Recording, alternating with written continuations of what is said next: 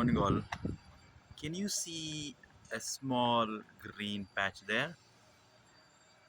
I am talking from Bangalore.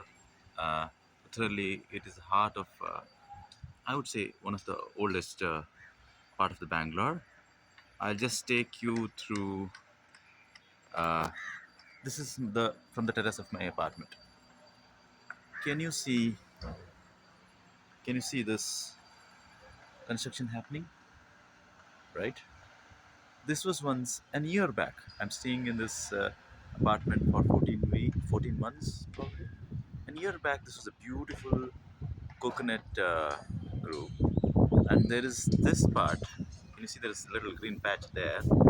Behind that, still there are beautiful coconut groves, and in the heart of the Bangalore, I can see here, peacocks coming through in the morning. The gang of peacock comes. You know what's the ambitious plan of this builder? Is to take over that stretch of land behind the, uh, you know, uh, behind this building and convert that into luxury villas. Now, what about the peacocks? What about this coconut trees which has gone the natural soil? There's not even a dearth of soil. Everything will be cement there, right? This pains me. Uh, no, my question is, we need houses at what cost? We need buildings at what cost? And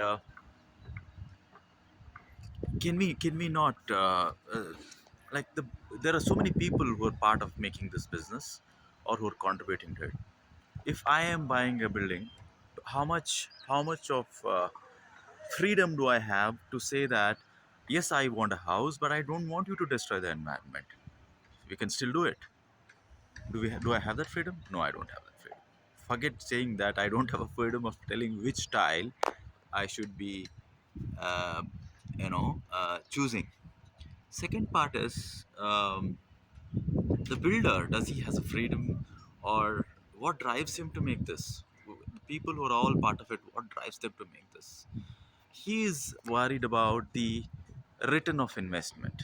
He is concerned about the return of investment, and the ordinary buyer, not I would not use the word ordinary, a common buyer would think about how can I afford it?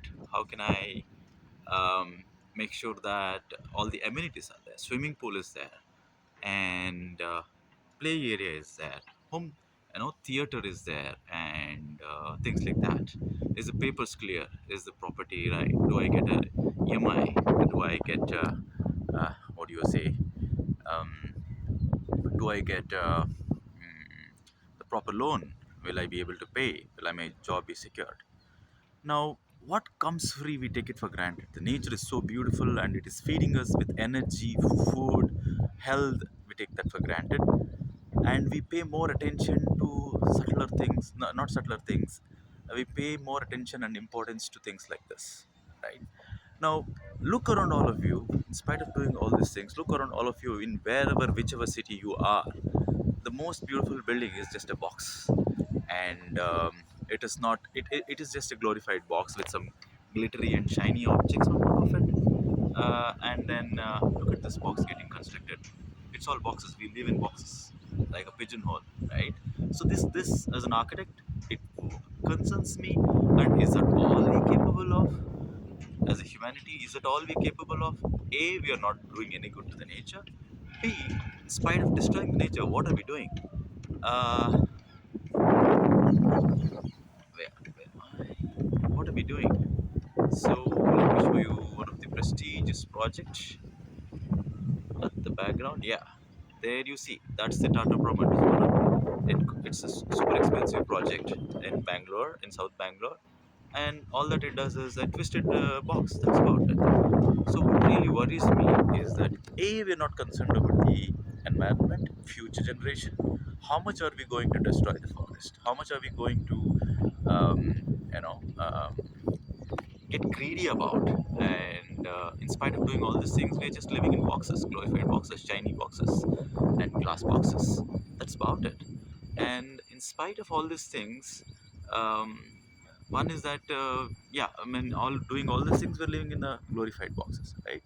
So how do I address this as an architect? Should I keep quiet, shut my mouth, and continue what I'm doing, listening to the bigger forces driving the industry, and earn my bread? That's my concern. So how do I address this concern? My concern towards the nature, towards the creativity of the people. There are a lot of creative people.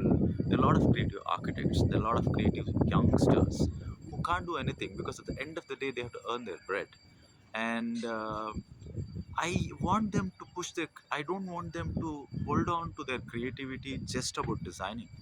If you're creative in one thing, you're creative in everything. If you are, how you do one thing is how you do everything. It's just that the way the people understand creativity, they stick creativity to certain visual aspects or art aspects, things like that, right?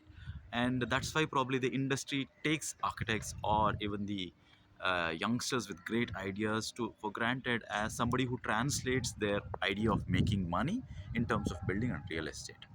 So this concern led me to a mission of how do I address this global issue in a small way, which I can do. At least I don't want to do,